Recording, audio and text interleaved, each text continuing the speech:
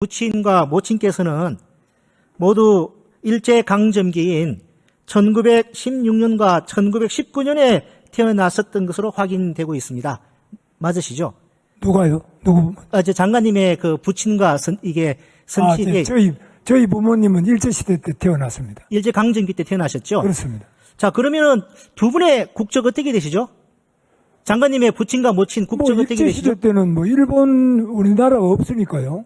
다 일본 호적이 다 있죠. 아니, 제가 묻는 건 호적이 아니라 장관님께서 일제강점기 때 조선인의 국적이 일본이라고 말씀하셨기 때문에 아버님과 어머니 모두 일제강점기 때 태어나셨지 않습니까? 금방 확인해 주셨지 않습니까? 그러니까 저만이 아니고 우리 의원님의 부모님도 똑같죠. 대한민국 조선의 그 당시에 대한민국에 살았던 분은 똑같고요.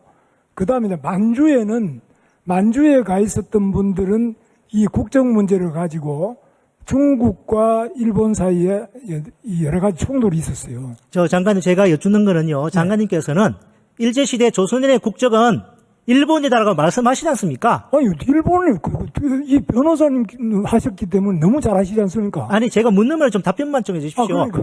일제시대 때 그럼 우리 조선인의 국적은 일본으로 말씀하셨죠? 저 거꾸로 말씀하셨죠, 장관님? 아니, 거꾸로. 말씀하셨지 않습니까? 의원님은 왜 이러십니까? 의원님께서는 일제시대 때 의원님의 부모가 그럼 국적이 어디입니까?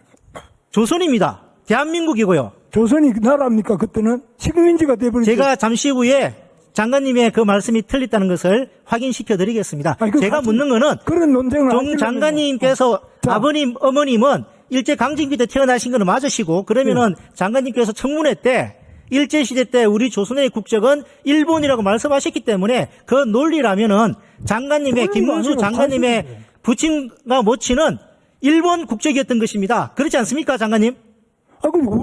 용기 있게 말씀하십시오. 아니라 우리 의원님의 부모님은. 장관, 제가 질의한 거지. 제가 질의 받는 입장은 아니지 않습니까? 제가 거꾸로 질의를 해봅니다, 그래.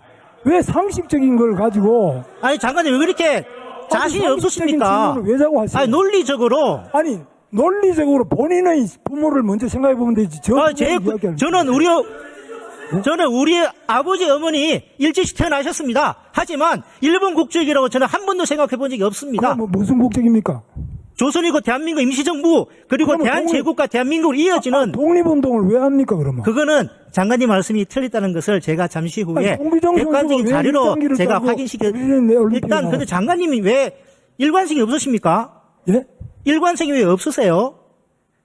우리 일제시대 때 우리 조선인의 국적이 일본이라고 말씀하셨잖아요. 그러면 장관님이 아버지, 어머님도 일제시대 때 태어나셨으니까 일본 국적이시네요. 논리적으로 3단 논법상 그렇게 되잖아요. 의원님이 가서 호적을 떼보세요. 뭐가 되어 있나? 제가 묻는 말에 왜 답을 안 하시죠? 고향에 가서 호적을 떼보시라고. 자, 좋습니다. 차마 아버지, 어머니의 국적이 일본이라고는 말씀을 못 하시는 것 같습니다. 좋습니다. 다음 질문하겠습니다. 예. 그런 식으로 억지로. 그 변호사도 하신 분이 그렇게 말씀하시면 안 되죠. 자, 호적을 다 떼서 나올 거 아니에요. 신채호 선생님 PPT 좀 띄워주십시오. 이분이 누구신지는 다들 아실 겁니다. 한국 고대사 연구의 1인자이자 근대 민족 사관을 정립한 독립운동가로 평가받고 있는 단재 신채호 선생입니다. 20년 전인 2004년 5월 비뚤어진 역사의 긴 그림자인가 민족 반역 친일파의 후손들은 재산 찾기에 혈안이고 독립유공자의 후손들은 이제 겨우 국적 찾기에 나설 수 있을 뿐이다. 단재 신채호 선생의 국적 회복 운동에 나섰던 김상웅 당시 성균관대 견임 교수의 탄식이 있었습니다. 이에 17대 국회 개원 직후 심기남 의원 등 여야 의원 33인이 무국적 사망 독립유공자의 국적 회복에 관한 특별 법안을 발의했는데 통과되지 못하고 폐기된 사실이 있습니다. 이 법안은 당시 법사위 소관이라 법무부 장관님께 묻겠습니다. 예, 박성재 장관님. 당시 당연히 통과되어야 할 것 같은 법인데 통과되지 못하고 폐기된 이유 혹시 아십니까? 저는 알지 못합니다. 그래요? 국정업무가 이제 법무부 소관인데요. 그러면 오래전의 일이라 잘 모르실 수도 있을 것 같습니다. 자, 그럼 당시 법사위 전문위원 검토 보고서를 보겠습니다. 제가 읽어드리겠습니다. 워낙 중요한 내용이라. 일제시대의 호적 제도를 보면 조선인과 일본인은 명백히 별개의 호적부에 등재되었을 뿐만 아니라 적용되는 법률도 달랐음. 국제법상 대한제국으로부터 대한민국에 이르는 국가의 계속성이 인정된다고 보는 것이 다수설이고, 남조선 과도 정부 법률 국적에 관한 임시조례가 우리 국민의 국적에 관한 기본법으로 인정돼요. 일제시대 조선인을 불우하여 출생하였다면 국적에 관한 임시조례에 의하여 미군정하에 조선의 국적을 가짐으로 우리 국민이고 대법원 판례에서도 이를 인정하고 있음. 따라서 특별법안에서 대한민국 국적 회복을 주장하는 자 등은 이미 우리 국민이므로 이들에 대한 국적 회복은 부적절함. 국적 회복이라는 용어보다는 국민임을 확인받도록 하는 것이 오히려 타당할 것이라고 보인다고 서술되어 있습니다. 다시 법무부 장관님께 묻겠습니다. 장관님, 이러한 내용에 혹시 이의 있으십니까? 판결이 판결이 아니고요. 그 국회 법사위 전문위원 그 박기준이라는 당시 검사장 출신이 있었습니다. 그분이 쓰신 그 검토 보고서입니다.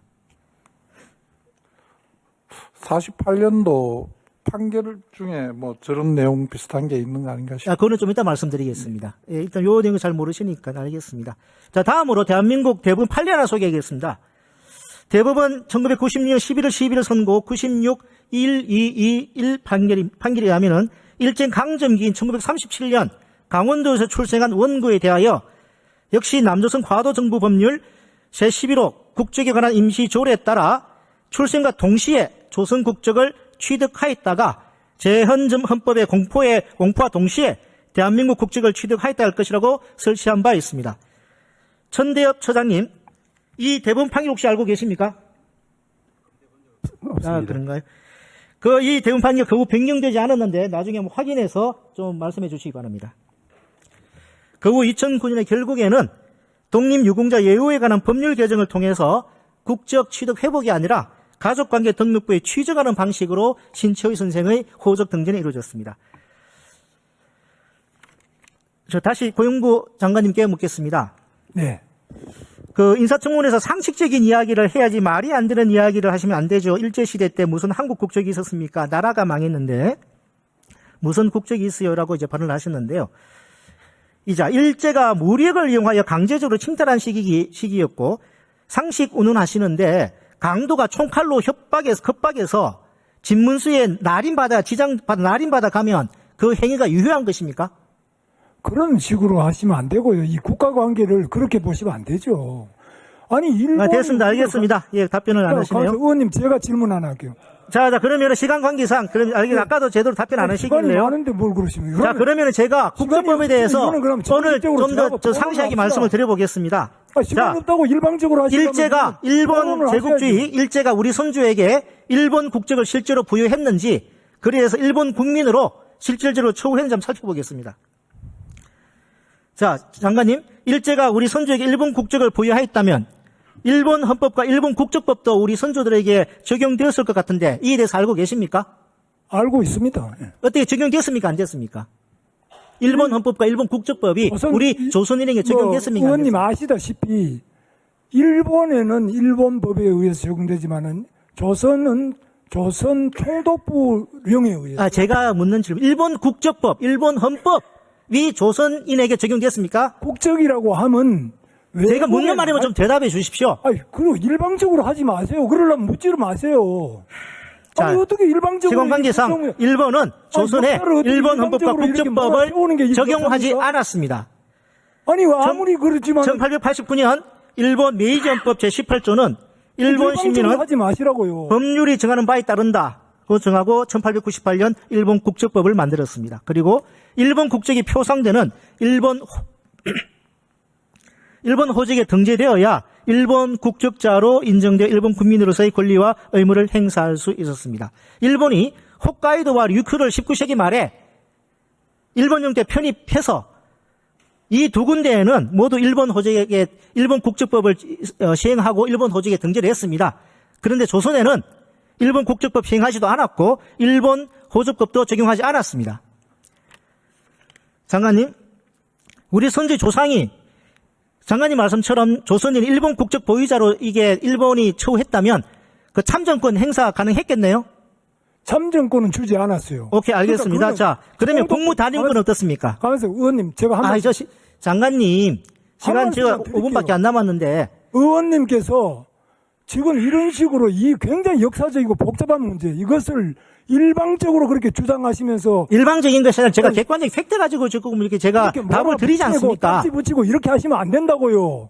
자, 그러면 저 사법제도 이거 다 넘어가고 시간 관계상 태형을 보겠습니다. 일본에는 적용되지 않았던 태형을 조선인들에게는 모욕적인 태형을 실시한 거 알고 계십니까? 태양만이 아니라 그냥 죽이는 거죠. 아니, 죽이는 게 아니라 아니, 그러니까- 일본인은 적용하지 않았는 저 태형을 조선인에게 차별의 적용을 알고 아까 제가 계십니까? 다르다고 그러잖아요. 조선은 조선 총독부령에 의해서 다 모든 걸 다 조선 총독부의 법률입니까? 일본 제국 의회가 만든 법률입니까? 의제한다. 일본 법률에 의제한다. 이렇게 재령은. 다 공부하면 다 나와 있어요. 지금 여기서 이렇게 하면 안 돼요. 자, 장관님, 저 시간 관계상 저 병력 의무 부분 패스하고 외국인 등록 장관 이 시간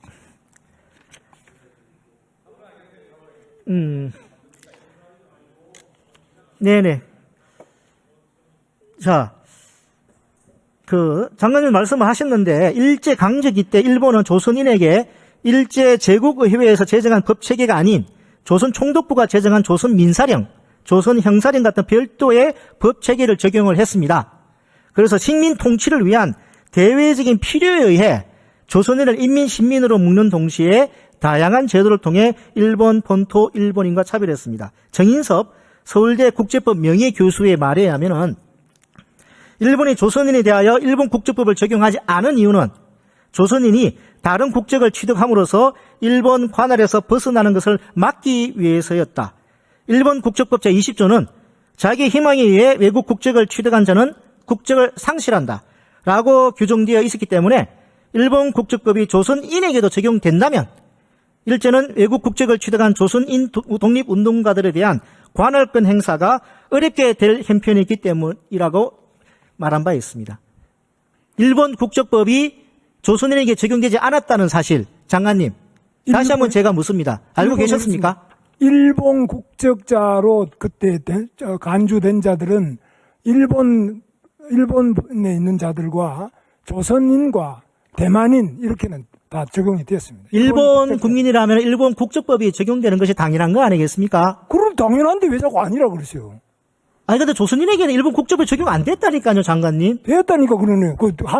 그것만 제가 자료를 저렇게 보여드렸는데도 이 자료만 갖고 안 되죠. 그러니까 아니 제가 서울대 국제법 명예교수예요. 자료를 제대로 갖다 놓고 제대로 공부를 해야지. 아니 제가 대한민국 국적과정을 5년 한 사람입니다, 장관님. 그리고 이번 질의를 위해서 일본 국적법까지 제가 추가로 살펴봤습니다. 자, 다음 질문. 아니, 저도 공부를 했어요. 왜 그러세요? 혼자만 공부하시는 거 아니죠? 이상에서 살펴본 것 같이 일제강점기 조선인의 국적이 일본이었다는 것은 일제가 조선인을 자신들의 통치 범위 안에 두면서 착취하고 억압하기 위한 수단을 활용한 교묘한 프레임이었습니다. 이런 주장의 근본 관점은 일본 호적에 등재되었거나 등재되고 싶어 했던 친일 매국노 입장과 일치하는 것이며 일제에 부역한 것이 반헌법적이거나 반국가적인 일은 아니었다는 주장을 합리화하는 궤변에 불과합니다. 다음으로 일제강점기 관련해서 대한민국 역대 정부가 공식적으로 취한 입장이 무엇이 있는지 살펴보겠습니다. 지금까지 대한민국 역대 정부는 원천적으로 1905년 고종의 성인과 비준 없이 대한제국의 외교권을 강탈한 을사늑약부터 1910년 한일병합조약까지 모두 무효라고 밝혀왔습니다. 박정희 전 대통령 집권했던 1965년 권력적으로 체결한 한일기본조약에서조차 1910년 8월 22일 및 그 이전에 대한제국과 일제 간 체결된 모든 조약 및 협정이 이미 무효임을 확인한다고 규정한 바 있고요. 심지어 전두환 군사 독재 정권 시기인 1986년 7월 24일 우리 정부는 을사늑약과 한일 강제 합방 조약 등이 무효임을 천명하면서 과거 대한제국이 여러 나라와 맺었던 다자 조약의 효력을 확인하고 조약 번호를 부유에 공포한 일이 있습니다. 외교부 장관님, 이 사실 맞죠? 네. 해당 문서의 내용을 한번 읽어보겠습니다. 1905년 11월 17일의 소위 을사보호조약과 1910년 8월 20일의 소위 한일합방조약을 비롯해 1910년 이전에 체결된 한일 간의 재조약은 대한제국과 대한제국의 조약 체결권자 관로안의 고종 및 순종 황제에 대하여 강박을 행사하여 체결된 조약이므로 현 국제법 이론에 의하였을 뿐만 아니라 한일 합방 당시의 국제법 이론에 의하여도 당연 무효이다. 1965년 6월 20일 체결된 한일 기본관계조약 제2조도 1910년 8월 22일 및 그 이전에 한국과 일본 간에 체결된 재조약은 이미 무효라고 인정하고 있다. 여기까지만 제가